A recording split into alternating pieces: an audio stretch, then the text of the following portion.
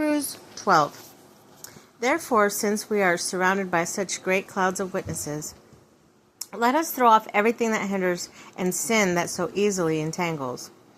And let us run with perseverance the race marked out for us, fixing our eyes on Jesus, the pioneer and perfecter of faith. For the joy set before him, he endured the cross, scorning its shame, and sat down at the right hand of the throne of God. Consider him who endured such opposition from sinners, so that you will not grow weary and lose heart. God disciplines his children.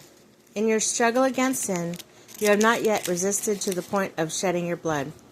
And have you completely forgotten the words of encouragement that addresses you as Father addresses his Son?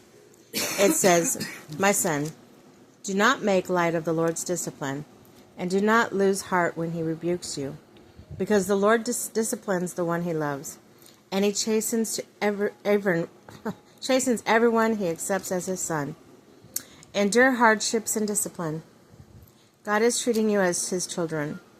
For what children are not disciplined by their father?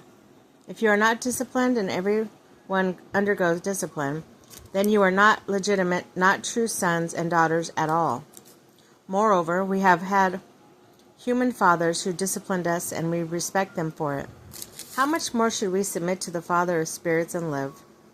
They disciplined us for a little while, as thought best, but God disciplines us for our good, in order that we may share in his holiness. No discipline seems pleasant at the time, but painful. Later on, however, it produces a harvest of righteousness and peace for those who have been trained by it. Therefore, strengthen your feeble arms and weak knees.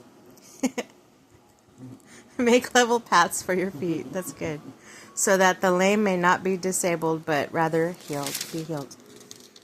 Warning and encouragement. You'll be better later. Make every effort to live in peace with everyone and to be holy. Without holiness, no one will see the Lord.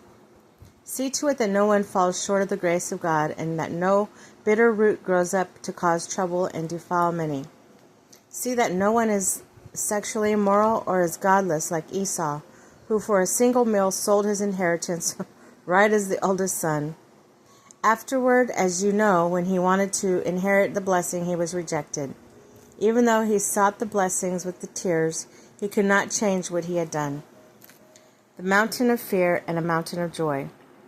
You have not come to a mountain that you can be touched, and that is burning with fire, to darkness, gloom, and storm, to a trumpet blast, or to such a voice speaking words that who heard it begged that no further word would be spoken to them, because they could not bear what was commanded.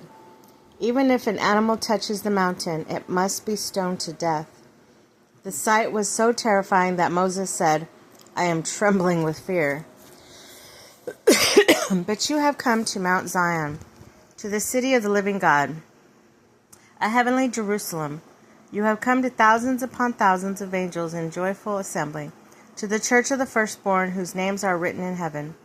You have come to God, the judge of all, to the Spirit of righteousness made perfect, to Jesus, the mediator of the new covenant, and to the sprinkled blood that speaks better word than the blood of Abel.